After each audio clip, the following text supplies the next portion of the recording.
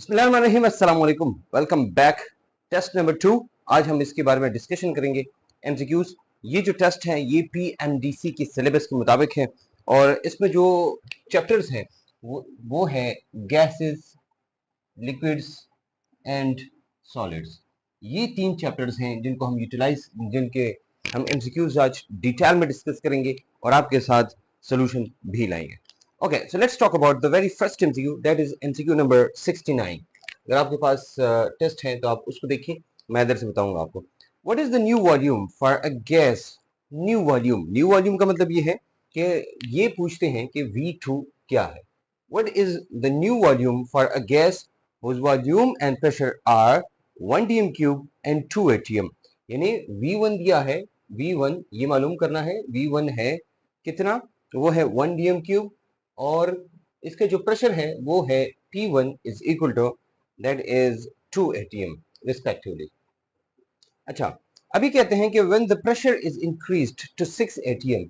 अब ये जो P1 है इसको अगर हम इंक्रीज करें फ्रॉम P1 टू P2 और वो है 6 atm, 6 atm and the temperature remains constant और टेम्परेचर कांस्टेंट रहे। अब बताओ, ये पूछ रहे हैं कि बताओ अब what is the new volume, new volume क्या है। अच्छा, गौर से देखना, हमने कहा कि अगर शुरू में टेम्परेचर 2 atm है और फिर प्रेशर हो गया, शुरू में प्रेशर 2 atm और फिर इंक्रीज हो गया तो 6 atm, वॉल्यूम यहाँ है 1 dm क्यूब। ये एमसीक्यू है फ्रॉम द बॉयल्स लॉ और बॉयल्स लॉ जैसे कहता है कि volume is inversely proportional to pressure, यानी आप प्रेशर जितना इंक्रीज करोगे वॉल्यूम उतना डिक्रीज होगा। अब हमने कहा कि कितना डिक्रीज, तो इसको आप देखिए, हम ये देखेंगे, हम 2 को किसी ऐसे नंबर से मल्टीप्लाई करेंगे कि उससे 6 आए, मतलब हमें यहाँ ये वाली जगह फिल करनी है, तो हम करेंगे 2 इंटू 3 यानी 2 3 जा 6, 3 दूनी 6, राइट। इसका मतलब ये हुआ कि वॉल्यूम कितना था हमारा, V1 इज इक्वल टू 1। अब V2 क्या होगा, V2 होगा, अब हमने कहा प्रेशर को इंक्रीज करोगे इतना डिक्रीज आएगा, क्या होगा, इतना डिक्रीज। ये डिक्रीज कितना है, तो जिस नंबर से आप इसको मल्टीप्लाई करेंगे ये नंबर, ये आपके पास होगा 1/3 और ये आपका हो जाएगा क्या, this is V2। Your answer is 1/3 and this is B, the option number B is the correct option of the 69। ठीक है, नेक्स्ट इज 70। 70 कहते हैं कि द वॉल्यूम ऑफ 70 में पूछते हैं कि the volume of 1 mole of an ideal gas at 546 K and 2 atm pressure at STP is. देखो 70 में कहते हैं कि अगर आपके पास 1 मोल एक गैस है, कोई भी 1 मोल है, ओके, अब 1 मोल के साथ टेम्परेचर कितना है, वो है 546 K, ये है 546 K और इसके साथ जो प्रेशर है वो है 2 atm। अब बताओ इसका वॉल्यूम कितना है, वॉल्यूम बताना है। मैं सिंपल सी बात बताऊं, 1 मोल कोई भी गैस होती है तो उसका वॉल्यूम होता है 22.4 डेसीमीटर क्यूब। ये सबको पता है कि according to the Avogadro's law कि 1 मोल जब कोई गैस होती है that is equal to 22.4 decimetre cube. Um right, this is what you should know. किसी भी एक मोल गैस का वॉल्यूम होता है 22.4 डेसीमीटर क्यूब। अभी कहते हैं भाई हमारे पास ये यहाँ ये हो गया, मैं कहता हूं कि इसका जो वॉल्यूम टेम्परेचर है वो 546 K है। तब आप कहेंगे सर 546 K का हमें कैसे पता चलेगा वॉल्यूम कितना है। हम ऐसे मालूम करेंगे कि 0 डिग्री सेंटीग्रेड, 0 डिग्री सेंटीग्रेड या 273 K पर वॉल्यूम इतना होता है जिसको हम कहते हैं STP। क्या कहते हैं, STP। अगर हम ऐसा करें कि अगर इस टेम्परेचर को डबल करेंगे यानी 2 से मल्टीप्लाई करेंगे तो ये हो जाएगा 546।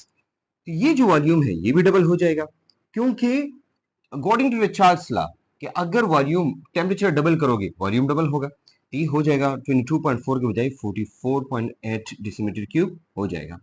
अच्छा, अब 2 atm प्रेशर है। अच्छा, प्रेशर अगर ये मैंने कहा ये कितने पे, 0 डिग्री सेंटीग्रेड या 273 K और 1 atm पर। अब लेकिन यहां पर 1 atm नहीं है, यहां पर 2 atm है, यानी प्रेशर ज्यादा है, डबल है। तो जब प्रेशर को डबल करोगे वॉल्यूम क्या होगा, आधा होगा। ये याद रखना, मतलब ये हुआ कि इस 544.8 को वापस आधा करो। आधा करोगे इसको भी 2 पे डिवाइड करोगे, 2 पे डिवाइड करोगे वापस इससे 22.4 आएगा। इसका मतलब है it has 22.4 decimetre cube of the volume. देखो सिंपल सी बात, बॉयल्स लॉ कहता है कि जितना प्रेशर इंक्रीज करोगे वॉल्यूम उतना कम होगा। चार्ल्स लॉ कहता है वॉल्यूम जितना इंक्रीज करोगे, वॉल्यूम टेम्परेचर जितना इंक्रीज करोगे वॉल्यूम उतना ज्यादा होगा। अब मैं वो कहूं कि अगर मैंने टेम्परेचर डबल किया वॉल्यूम कितना होगा, आप कहते हैं सर डबल हो जाएगा। ठीक है, यानी 22.4 का डबल हो जाएगा। अब छोड़ो जितने भी है, लेकिन अब मैं कहूं कि प्रेशर भी मैंने डबल किया तो आप कहेंगे यहां से था वॉल्यूम यहां गया। अब मैं अगर प्रेशर को डबल करूंगा ये वापस अपनी जगह आ जाएगा, तो the volume will remain the same. आप इस तरीके से कर सकते हैं, सिंपल ट्रिक से आप इसको ऐसे कर सकते हैं कि अगर आप क्या करें, टेम्परेचर को डबल करें वॉल्यूम डबल, प्रेशर को डबल करें वॉल्यूम आधा। This is what the way you should solve the MCQ. Okay, next MCQ की तरफ आते हैं, that is MCQ number 71 and it says, the 71 number says which of the following statement about gas is untrue। मतलब ये कि आपने incorrect statement बतानी है गैसेस के बारे में, और आप सही सुने और मुझे जवाब दें कि इसमें कौन सा गलत है। ओके, नंबर 1 का ऑप्शन, दे डिफ्यूज इजीली, ये बहुत इजीली एक दूसरे में डिफ्यूज होते हैं, इंटरमिक्स होते हैं। नंबर 2, दे हैव मैस, इनका मैस होता है। गलत है कि ठीक है? ठीक है, इनका मैस भी होता है। दे आर हाईली कंप्रेसिबल, हम गैस को कंप्रेस कर सकते हैं, ये भी ठीक है। And then the last one is they do not mix well, इसको हम मिक्स नहीं कर सकते हैं। तो actually the option number D is the option correct option. 72 के बारे में बात करेंगे, it says behaviour of which gases is explained by van der Waal equation. अच्छा, वैन डर वाल इक्वेशन हमें किस बिहेवियर के बारे में, किस गैस की बिहेवियर के बारे में ये बताती है वैन डर वाल इक्वेशन। तो हमारे पास है number 1 real gases, mixture of gases, B C ideal gases, and number D that is diatomic gases.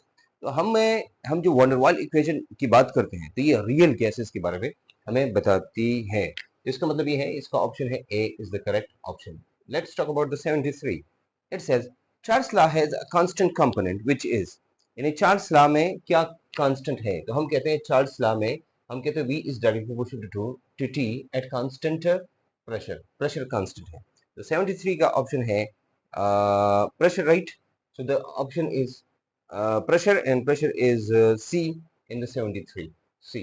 Okay, now let's talk about the 74। 1 torr is equal to, एक टार किसका बराबर है, तो ये मैं आपको बताना चाहूंगा कि 74 में ये मैं इधर लिखूंगा 1 torr is equal to, sorry, 1 torr is equal to 1 mm of Hg, इसका बराबर होता है। देखो हम कहते हैं ना 1 atm is equal to 760 mm of Hg, right, या is equal to 760 torr, right, या 14.7 psi, am I right, या 101.325 पास्कल, 101.325 किलो पास्कल, एंड हम कहते हैं ये 1.01325 बार psi bar, right.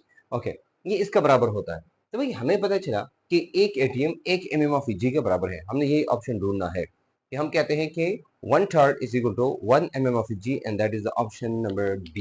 Okay, let's talk about the 75 number MCQ। 75 says real gas behaves like an ideal gas। मैं ये बताओ कि रियल गैस और आइडियल गैस, रियल गैस को हम कैसे, किस कंडीशन पे, यानी रियल गैसेस हैं किन कंडीशंस पे ये आइडियल गैस की तरह बिहेव करेगी। तो याद रखना, हमारे साथ अगर आप टेम्परेचर को इंक्रीज करोगे और प्रेशर को डिक्रीज करोगे, यानी high tea H T high temperature and L P यानी लो प्रेशर, इस पे क्या होगा, इस पे ये gas real gas ideal gas की तरह बिहेव करेगी, and that is the option number, let's see, high temperature and low pressure, A, option number A is the correct option। 76 76 says that which of the following has the most disorganized या disordered particles। कौन है कि जिसके particles disorganized है, ये जरा गौर से सुनिएगा। ये है A water, B steam at 100 degree centigrade, B यानी C is impure water at 102 degree centigrade, impure water, and D is water at 0 degree centigrade. Okay, हमारे पास कितने ऑप्शंस आई, इन ऑप्शंस का आपने जवाब बताना है कि कौन सा ठीक है। ओके, अब मैंने वो कहा एक है हमारे पास क्या, एक है हमारे पास वाटर।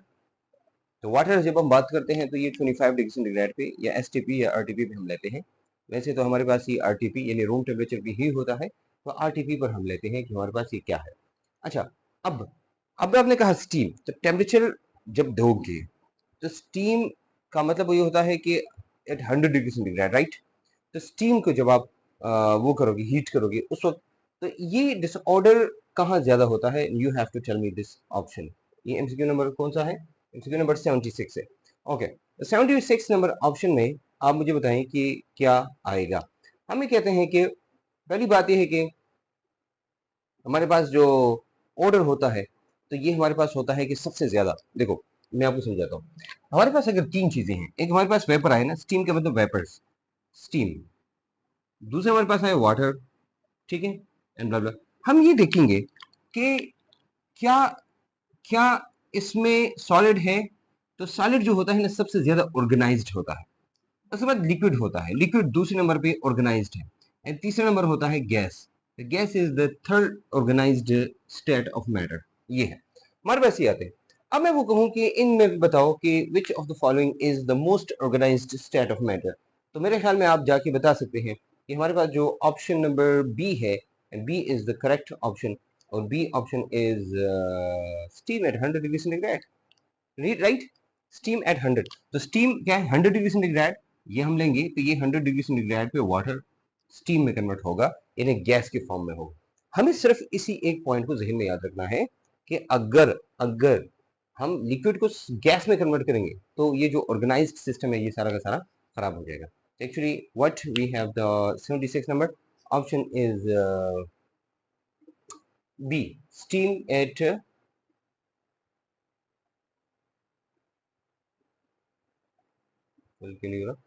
ओके, ये होता है स्टीम एट, एक मिनट, सिस्टम में थोड़ा सा हो गया, 76 ये है, ठीक है, steam at 100 degree centigrade, that is B. Now let's talk about the 77 number MCQ के बारे में बात करेंगे। The temperature when molecular motion stops is referred to as, हम एक ऐसा टेम्परेचर जिस पे मॉलिक्यूलर मोशन स्टॉप हो जाते हैं, वैसे हम कहते हैं कि एक ऐसा टेम्परेचर जिस पे वॉल्यूम जीरो हो जाता है। तो ये लॉ ऑफ कंजर्वेशन के खिलाफ है कि वॉल्यूम जीरो हो जाता है, ये तमाम मोशंस स्टॉप हो जाते हैं, दोनों का मतलब एक ही होता है। तो हम ये कहते हैं कि विच इज द फॉलोइंग, ये द टेम्परेचर जिस पर क्या होता है, जिस पर मोशन जो है वो स्टॉप हो जाता है, वो absolute zero, absolute temperature, critical temperature, या डिफिकल्ट टू प्रेडिक्ट। तो पहला है दिस इज एब्सोल्यूट जीरो, ए, क्योंकि इस पर सारे के सारे जो 78 सारे के सारी जो मोशंस हैं वो सारे के सारे स्टॉप हो जाते हैं। 78 नंबर सेज कि which of the following formula is correct for any gas, ये कहता है कि डेंसिटी, डेंसिटी के लिए आपने सही फार्मूला बताना है, वो कौन सा है। ओके, हमारे पास डेंसिटी के फार्मूला मैं बताता हूँ, आपने, मैं बताता हूँ फार्मूले और आपने बताना है इसमें करेक्ट कौन सा है। ए नंबर ऑप्शन है, A is D is equal to R T by P M, D is equal to RT divided by PM, ये A number option है। B number option says that this is D is equal to PM by RT, PM divided by RT। C जो है वो है MT by PR, MT divided by PR, and D number option है and it says RM by PT, RM divided by PT, ये है भाई। इसका simple formula ये है, आपने कहा प्राइम मिनिस्टर ने रट्टा लगाया था, ये है, ये वाला प्राइम मिनिस्टर ने रट्टा लगाया था, तो ये डेंसिटी वाला फार्मूला, इससे आप याद कर सकते हैं, and that is actually the option number B is the correct option which is P M divide by R T. I am sure कि ये आपके लिए आसान होगा ना। Next 79 number says water expands when temperature falls below, ये कहता है कि टेम्परेचर एक्सपैंड करता है, कब एक्सपैंड करता है, तो हम कहते हैं it expands below 4 degree centigrade. 4 degree centigrade होता ही है ना, आपके पास वाटर मॉलिक्यूल्स होते हैं, तो कंसिडर करो, ये आपके साथ जरा गौर से मेरी बात सुनना। फॉर एग्जाम्पल आपके पास क्या है, आइस है, 0 डिग्री सेंटीग्रेड पे आइस है। अच्छा, आइस में जो हाइड्रोजन बांड है वो परमानेंट होते हैं, ठीक है, ये आपको जाके H2O ऐसे बांड बना लेता है इर्द गिर्द। अब मतलब ये कि आपका H2O है ऐसा, फिर जाके ये ऐसे बनाता है, फिर ये ऐसे बनाता है, मैं उसको बना रहा था कि आप कंफ्यूज ना हो। अच्छा, अब जैसे ही आप 1 डिग्री सेंटीग्रेड तक जाते हैं तो ये जो बॉन्ड्स है वो टूटना शुरू हो जाते हैं, और ये बॉन्ड कम हो जाते हैं, फिर 2 डिग्री सेंटीग्रेड है, 2 डिग्री सेंटीग्रेड, फिर ये और भी, फिर 3 डिग्री सेंटीग्रेड पे और भी, और 4 डिग्री सेंटीग्रेड पे क्या है, 4 डिग्री सेंटीग्रेड पे ये बिल्कुल करीब आ जाते हैं, ये बिल्कुल करीब आ जाते हैं। इट मेक्स लाइक स्ट्रक्चर कि जिसमें इसकी डेंसिटी मैक्सिमम होती है। क्यों मैक्सिमम होती है? क्योंकि वॉल्यूम जो है वो मिनिमम होता है। और जैसे ही आप 4 डिग्री सेंटीग्रेड से 5 डिग्री सेंटीग्रेड पे जाते हैं, 4 से 5 पे जैसे आप जाते हैं, तो जो वाटर मॉलिक्यूल करीब होते हैं ना, अब इनमें थर्मल एक्सपेंशन शुरू हो जाती है और एक दूसरे से दूर जाना शुरू हो जाते हैं। तो 4 degree centigrade is the temperature on which 4 degree centigrade is the temperature on which it has maximum density. So 79 number is option is 4 degree centigrade. कौन सा है इसमें 4 degree centigrade? And that is the option number D. This is option number D. Now 80, option number 80, sorry, MCQ number 80 says the general gas equation consists of कौन सा law है जो general gas equation में है? Boyle's law, Charles law, Avogadro's law या all? No, D, all. That is D, all. Okay, 81. 81 says that among the following is associative liquids. इसमें associative liquid कौन सा है? अच्छा, हम associative liquid किसे कहते हैं? हम उसे कहते हैं जिनमें intermolecular forces होती हैं या हाइड्रोजन बॉन्डिंग होती है। अब हाइड्रोजन बॉन्डिंग हमारे पास कौन कौन है यहाँ? CCl4 में हाइड्रोजन बॉन्ड है? नहीं। बेंजीन में है? नहीं। फिर ऑप्शन दिया है अमोनिया, इसमें है? यस। Hg में है? नहीं। तो NH3 ammonia, and that is option number C, NH3 ammonia. Okay, 82 says can tell me that dipole forces is dash times weaker than covalent bond. अच्छा, dipole forces जो है वो कितने टाइम्स कोवेलेंट बॉन्ड से वीकर है, ये आपने बताना है। एंड इट सेज जो लंदन सॉरी ये जो ओके हम कहते हैं इंटरमॉलिक्यूलर फोर्सेस जो है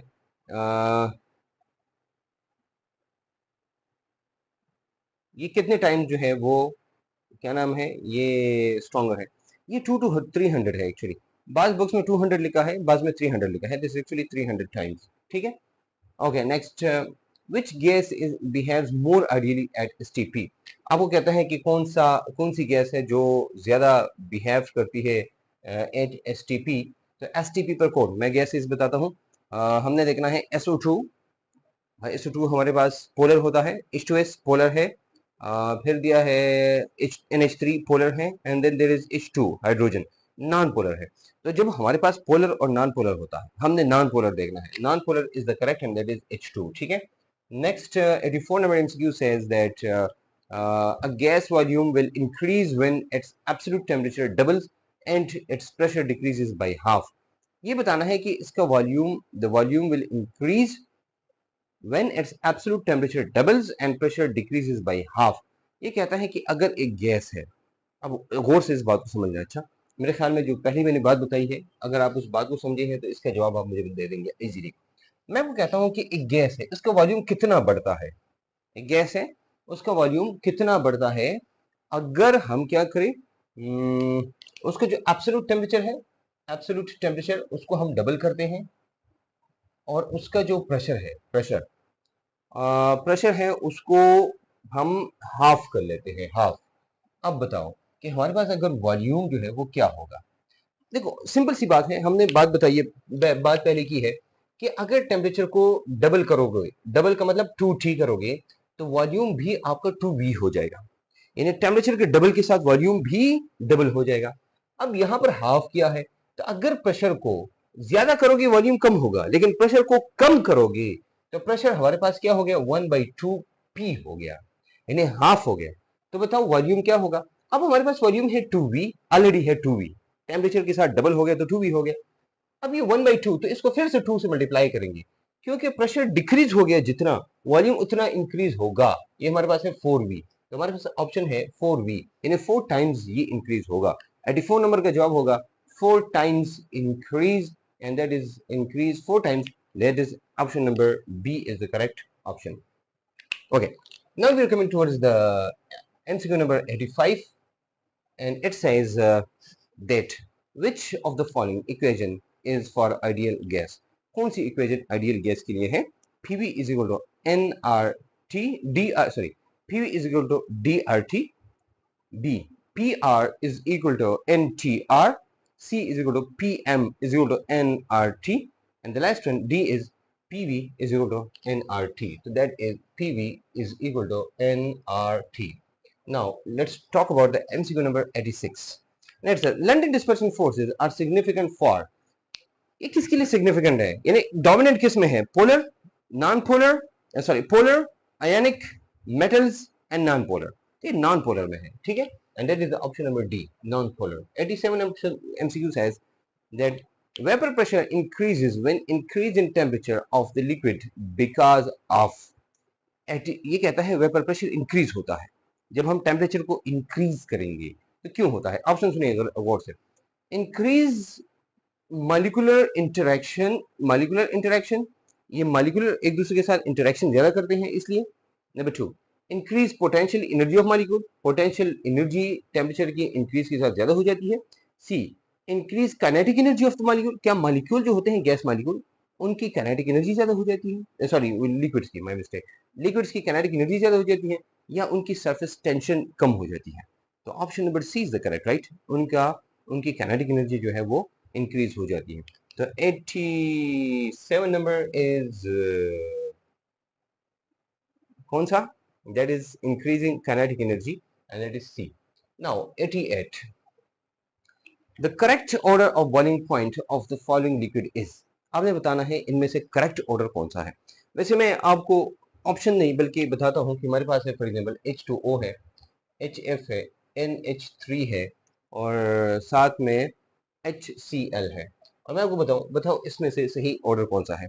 देखो इसको देख के ही आप बता सकते हैं कि सबसे ज्यादा जो बॉइलिंग पॉइंट है वो वाटर का है. आई एम श्योर कि आप लोग यही कहेंगे, राइट, कि जो सबसे ज्यादा है वो, सबसे ज्यादा बॉइलिंग पॉइंट किसका है, वो वाटर का है. अच्छा, अब 88, ओह यस.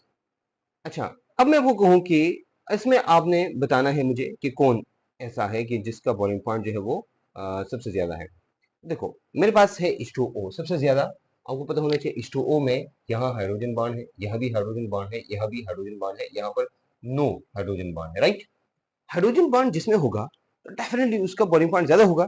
लेकिन फिर अब ये तीन है, इनमें सबसे ज्यादा किसका है, तो इसमें देखना ही है कि जो H2O है उसका सबसे ज्यादा होता है वाटर का, दूसरे नंबर पे HF का है, तीसरे नंबर पे NH3 का है और फिर चौथे नंबर पे HCl का है. ये ऑर्डर मैंने बताया आपको. देखो H2O का 100 है, 19 पॉइंट समथिंग है, -33 है और इसका उससे भी कम है, तो मतलब सबसे ज्यादा इसका है H2O. तो 88 का जो जवाब है हम ये ढूंढेंगे H2O HF, H2O सबसे पहले ढूंढना है, H2O HF NH3 HCl, D, that is option number D, 89.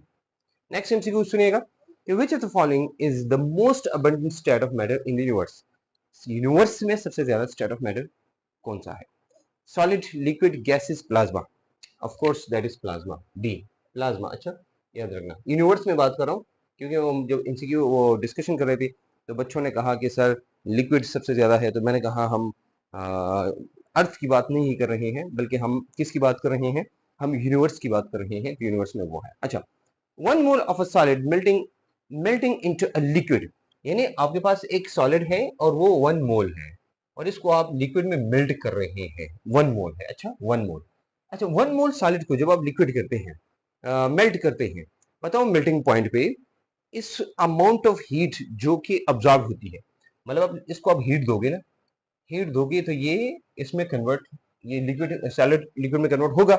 बताओ इस 1 मोल को जब हम कन्वर्ट करते हैं इसको क्या कहते हैं, तो इसको कहते हैं, बाय द वे मैं आपको सिंपल बताता हूँ, पहले आपको पता होना चाहिए सॉलिड को लिक्विड में कन्वर्ट करते हैं इस प्रोसेस को क्या कहते हैं, इस प्रोसेस को हम कहते हैं, इसको कहते हैं फ्यूजन, इसको फ्यूजन कहते हैं. तो मोल है, एक मोल है इसलिए इसको मोलर हीट ऑफ फ्यूजन कहते हैं, this is called molar heat of fusion, molar heat of fusion.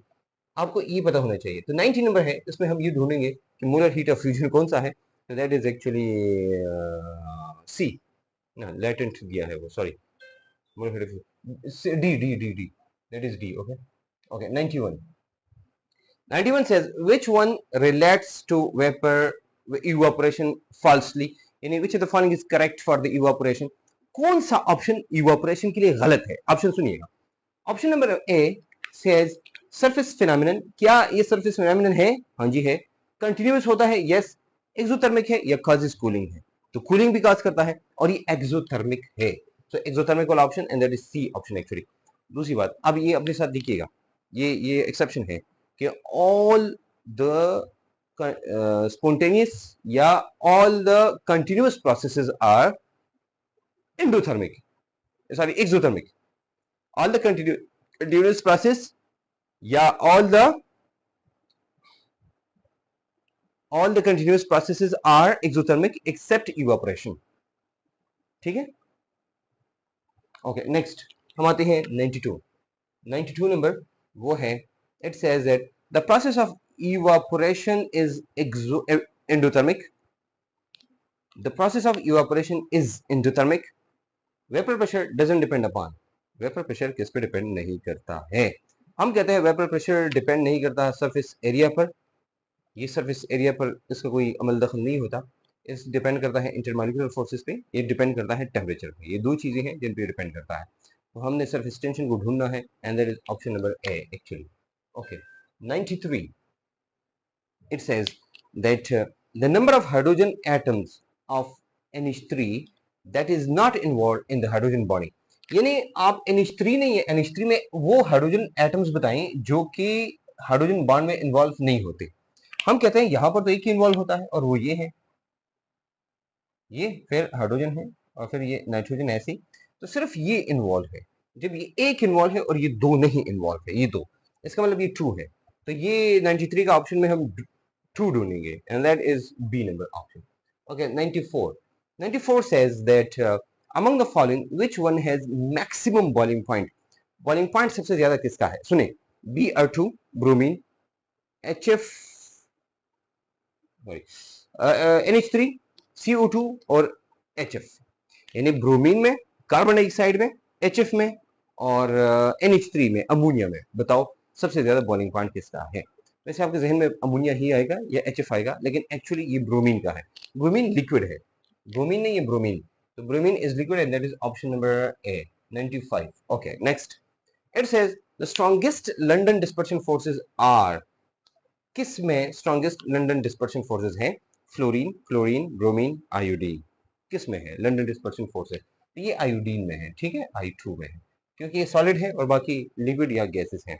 Okay ice has a larger volume than liquid, जो जो सॉलिड है ये लिक्विड से वॉल्यूम में बड़ा होता है, तो कितना बड़ा होता है? ये 9% बड़ा होता है, ये अपने साथ लिखिएगा 9%। तो ऑप्शन 9% हम ढूंढेंगे and that is option number B actually. 97 number MCQ, we're going to talk about the 97, and the 97 says that which of the following compound has a high surface tension value, सबसे ज्यादा surface tension किसकी है? तो option में बताता हूँ, hexane, mercury, water and alcohol, किसकी? हम ये देखेंगे जो मेटल होता है ना, मेटल, उनका जो मेटल होता है उनकी सरफेस टेंशन सबसे ज्यादा होती है, ठीक है, and that is actually option number B. 98 says that which of the following accurately reflects the boiling point of the liquid in decreasing order, सबसे कम डिक्रीजिंग ऑर्डर में बताना है आपने boiling point. Water, ethanol, HF और NH3, ठीक है, water, ethanol, HF और NH3, ये चार ऑप्शन है, इनमें आपने बताना है। देखो सबसे पहले आपको पता होना चाहिए कि सबसे ज्यादा वाटर है, वाटर का 100 है, इथेनॉल है तो इथेनॉल का around about 78 point something degree centigrade है, HF है वो 19 डिग्री सेंटीग्रेड है और NH3 है जो कि -33 डिग्री सेंटीग्रेड है। ये आपको याद होना चाहिए, right it with you by the way, this is very very much important and that is 98, option number A is the correct one. 99 हम देखते हैं and that is which of the following is strongest intermolecular forces, सबसे ज्यादा strong intermolecular forces कौन सी है? तो नीचे वाले में से आयन डाइपोल दिया है, तो that is actually the C number option. Now we are the century की तरफ आते हैं 100 and that says hydrogen bonding is involved in, किस में इन्वॉल्व है? नंबर ए, क्या सॉल्युबिलिटी में इन्वॉल्व है, बायोलॉजिकल प्रोसेसेस में इन्वॉल्व है,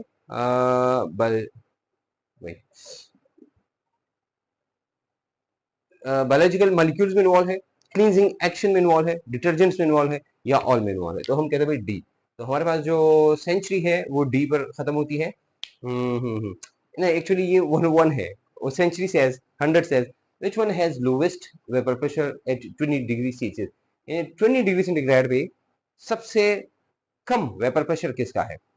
water, carbon tetrachloride, chloroform, di ethyl ether. ये आपने बताया भाई, ईथर का तो सबसे ईथर जो होता है, अब देखो इसमें से आपने देखना है ना कि किसका बॉइलिंग पॉइंट सबसे ज्यादा है।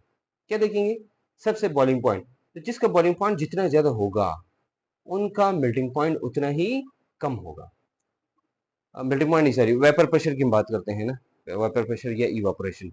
तो जिसका बॉइलिंग पॉइंट ज्यादा होगा तो उनका वेपर प्रेशर कम होगा, जिसका बॉइलिंग पॉइंट कम होगा तो उनका वेपर प्रेशर ज्यादा होगा। तो हम कहते हैं कि हमारे पास सबसे कम वेपर प्रेशर जो है वो वाटर का होगा, and that is option number D. ठीक है, 100 इज डी, 99 इज सी। ठीक है, ओके। अब आते हैं 101, 101 की तरफ। ओके, वैसे ये वाला टेस्ट जो है वो काफी ज्यादा मार्क्स पे वो हो गया था, टॉप हो गया था। और इससे पहले वाला बहुत कम मार्क्स है, 137 पे, और ये 160 से ऊपर, 180 मेरे ख्याल से 70 की लगभग टॉप हो गया है। ये वेरी करता है इन क्या नाम है, टॉपिक टू टॉपिक या चैप्टर टू चैप्टर। बात चैप्टर आसान है, इसमें आप जाके 180 भी ले लेते हैं। बात चैप्टर मुश्किल होते हैं जिसमें आप 120 130 पे टॉप कर लेते हैं, तो आपको घबराने की जरूरत नहीं है। नेक्स्ट हम बात करते हैं क्या है, and it says that which of the following substance exhibit the strongest, ये तो हो गया यार, नहीं हुआ। हाँ, because of dash acetone and chloroform mix together easily. 102 number MCQ है, एंड इट सेज कि किसकी वजह से क्लोरोफॉर्म और एसीटोन, अच्छा ये अपने साथ लिखिएगा, ये जो क्लोरोफॉर्म एंड एसीटोन नहीं है, इनका स्पेशल केस है, special case of hydrogen bonding. ये हाइड्रोजन बॉन्डिंग की एक स्पेशल केस है, जिसमें कौन कौन, जिसमें एक तरफ होता है क्लोरोफॉर्म, ठीक है, और प्लस उसके साथ क्या होता है, एसीटोन। ये क्या बनाते हैं, ये हाइड्रोजन बॉन्ड बनाते हैं, तो ये special case of hydrogen bond है। तो ऑप्शन चाहे वो एमसीक्यू जैसे भी दें, आपको पता होना चाहिए, जिसमें हाइड्रोजन बॉन्ड होगा तो एक दूसरे के साथ वो मिक्स भी होगा। तो we have the option is hydrogen bonding, and that is A. 103 number option, 103 number MCQ says which one of the following substances exhibit the strongest hydrogen bond to water? पानी के साथ सबसे ज्यादा हाइड्रोजन बॉन्ड किसका है? Ethanol, di methyl ether, phenol और इथाइलामीन। So that is option number A, ethanol. Okay, next 104, 104. It says that in the ice crystal lattice, every oxygen atom in the water molecule is connected to a distant oxygen atoms N4. मतलब है कि आपके पास ice है, तो ice में ये मैंने लिखा, एक ऑक्सीजन एटम कितने हाइड्रोजन के साथ अटैच होता है? हम कहते हैं चारों के साथ अटैच होता है, विद 4। तो हम 104 में 4 देखेंगे, and that is option number A. And then 105 number option says that double stranded DNA, भाई जो डीएनए का डबल स्ट्रैंड है वो कौन से बॉन्ड होते हैं उनमें? ये कहता है कि double stranded DNA is composed of two helix, two chains of DNA that is coiled around one another. और ये बताना है कि उसमें कौन सा बॉन्ड होता है, बताओ डीएनए में कौन सा बॉन्ड होता है? तो डीएनए में हाइड्रोजन बॉन्ड होता है, और 105 में हम हाइड्रोजन बॉन्ड ढूंढेंगे, that is actually option number ए। ठीक है, हमारे पास डीएनए होता है ना ऐसा, तो डबल ये जो है यहाँ पर हाइड्रोजन बॉन्डिंग होती है, इसलिए। नेक्स्ट हम बात करते हैं जनाब, why does ice at 0 degree centigrade take up more space than water? कि जो 0 डिग्री सेंटीग्रेड जब होता है, आइस जो है, आइस नहीं है, तो आइस ज्यादा जगह घेरता है, टेक्स अप मोर स्पेस, यानी ज्यादा जगह घेरता है, क्यों? व्हाई? तो हम कहते हैं because there are empty spaces, या वॉइड्स भी इसको कहते हैं, VOIDS। अच्छा, याद रखना, वॉइड्स भी कहते हैं। तो हमारे पास 106 नंबर ऑप्शन नंबर है, 106 में ऑप्शन होगा empty spaces, and that is A, option number A. 107, 107, 107 option है, लिक्विड फ्लोज बिकॉज, लिक्विड क्यों फ्लो करता है? जल्दी जल्दी बताना आपने। ये इसलिए फ्लो करता है, intermolecular forces between they are weak enough to allow the molecules to move around, or intermolecular forces between molecules are weak enough to allow the molecules to move around। फिर कहता है कि the intermolecular forces between molecules are weak enough to allow atoms to form different types of molecules, या the intramolecular forces are weak। आपने 107 में बताना है कि भाई इसमें कौन सा ऑप्शन जो है वो करेक्ट है। ओके, हमने कहा इसमें A number option, the intermolecular forces between molecules are weak enough to allow the molecules to move around. इसमें है option number A is correct. Next आते हैं, that is 108. 108 में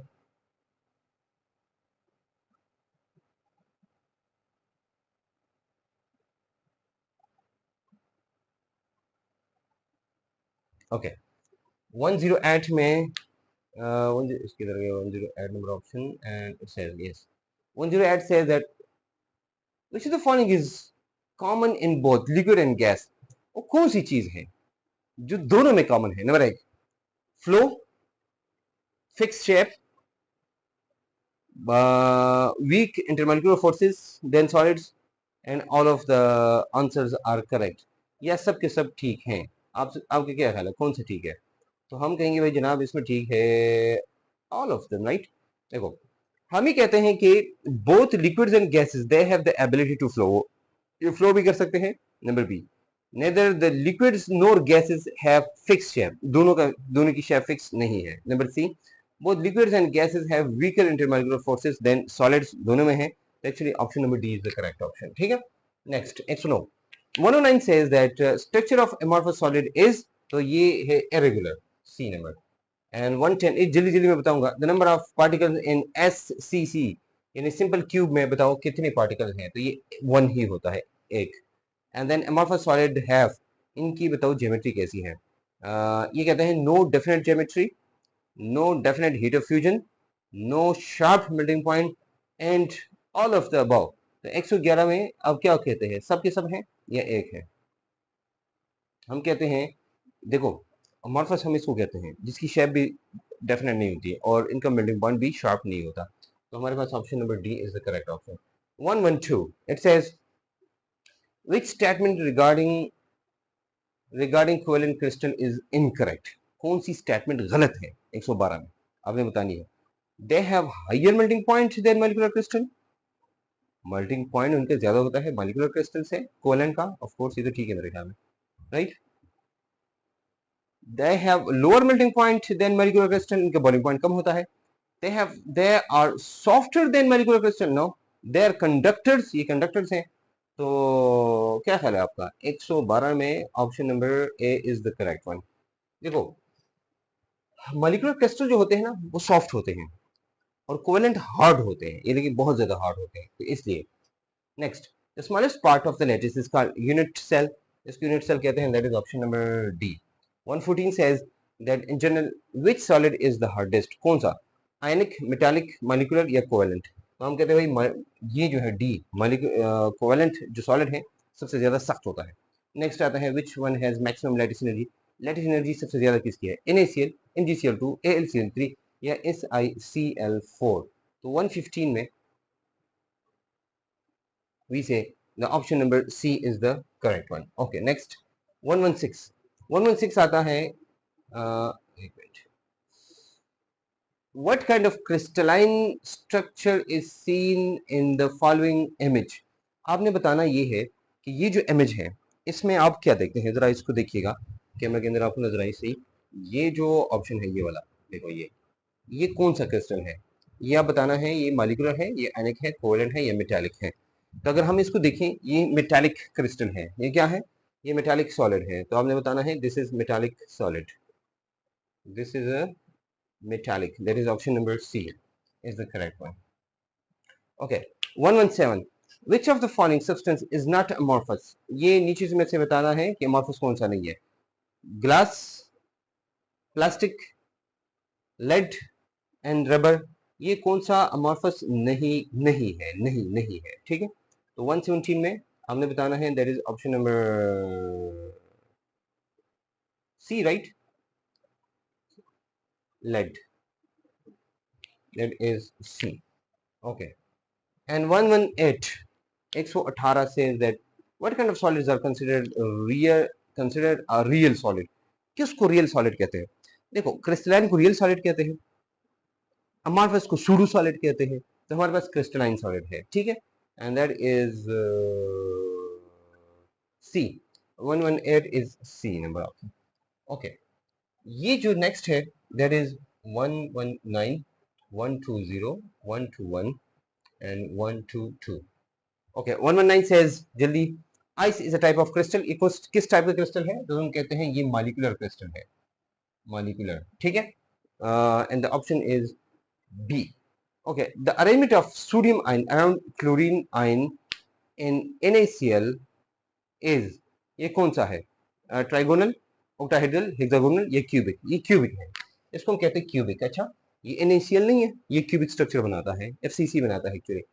Which statement regarding ionic solid is correct?